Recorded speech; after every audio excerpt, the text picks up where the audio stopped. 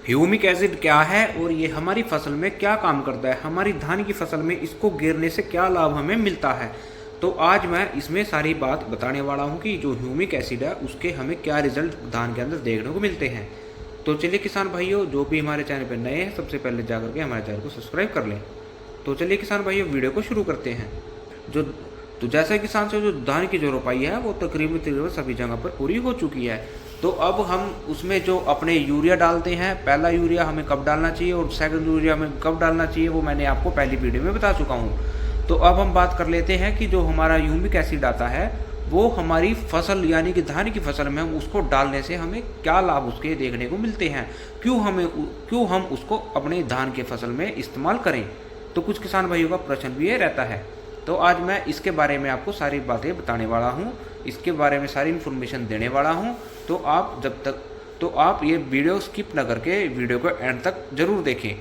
तो जैसे किसान में जो धान का पौधा होता है उसको हर एक न्यूट्रिशन की जरूरत पड़ती है। जैसे हमारे खेत में तत्व मौजूद होते हैं या हम किसी अन्य सोर्स से अपने खेत में जो भी न्यूट्रिशन हम डालते हैं पौधा ग्रहण कर लेता है।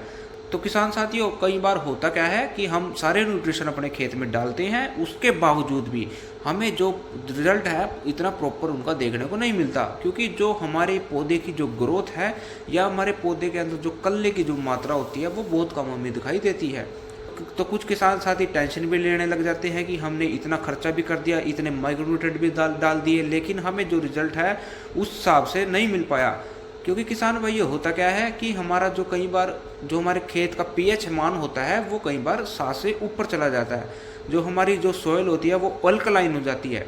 उसकी वजह से जो भी हम अपने खेत में डीएपी, पोटाश या नाइट्रोजन या अन्य सोर्स से जो भी न्यूट्रिशन हम अपने खेत को डालते हैं या कोई भी फूड ग्रोथ के लिए हम जो भी इस्तेमाल करते हैं उसका रिजल्ट हमें नहीं मिल पाता।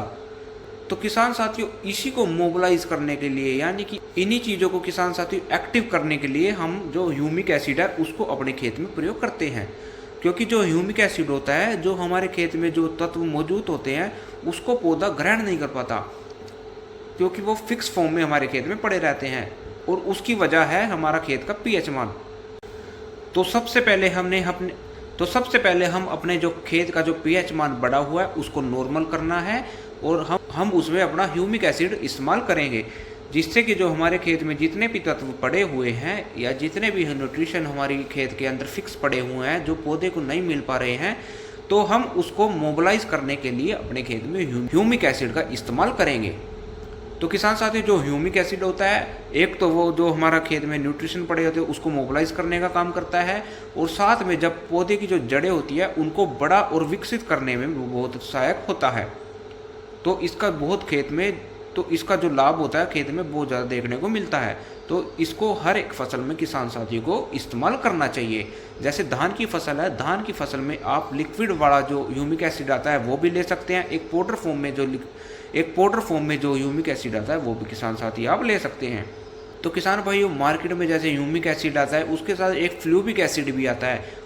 इन दोनों का मिश्रण आप जो लेते हैं तो किसान भाइयों, जो ह्यूमिक एसिड होता है जो पौधे की जो जड़ें होती है उनको विकसित करने का काम करता है, और जो हमारे खेत में जितने भी न्यूट्रिशन पड़े हैं वो पौधे को ग्रहण करने में सहायक होता है। और साथ में जो फ्लूविक एसिड होता है वो किसान भाइयों जो पौधे की जो कोशिकाएं हैं वहां तक उसको पहुंचाने तक काम करता है। तो किसान साथियों, इन दोनों का रिजल्ट बहुत अच्छा देखने को मिलता है। तो हो सके तो आप जब ह्यूमिक एसिड इस्तेमाल करें तो उसमें चेक कर लें कि फ्लूविक एसिड उसमें होना चाहिए। तो किसान भाइयों, आपको जो रिजल्ट है बहुत अच्छा देखने को मिलने वाला है। तो आप इसका इस्तेमाल अपने खेत में कर सकते हैं। किसान साथियों, इस छोटी सी वीडियो के माध्यम से मैंने ह्यूमिक एसिड के बारे में जानकारी देने की कोशिश की है। इससे आपको ह्यूमिक एसिड के बारे में पता लग जाएगा कि हमें अपने खेत में इसको इस्तेमाल क्यों करना है और इसके हमारे खेत में फ़ायदे क्या दिखने वाले हैं।